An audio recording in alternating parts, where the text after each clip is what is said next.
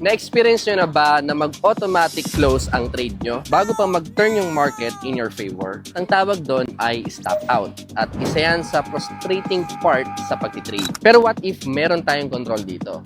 At yan ang isang reason bakit ako nag-stick sa broker ko. Ang stop out, it happens when your broker closes your position kasi yung available margin mo mababa na. At syempre, karamihan sa mga traders, para ka ditong kinikick out sa market at the worst time. Sa Exness, nag-offer sila ng 3 times fewer stop outs kumpara to sa ibang broker. Ibig sabihin nito, hindi agad magpo-force close yung trade mo at mas may control ka pa dito ng mas matagal. And based on April 2025 analysis, kumpara sa ibang broker, si Exness nag-offer ng pinakamababang stop out sa market. So, syempre, mas nagbibigay sa atin to ng flexibility during drawdowns and volatile market.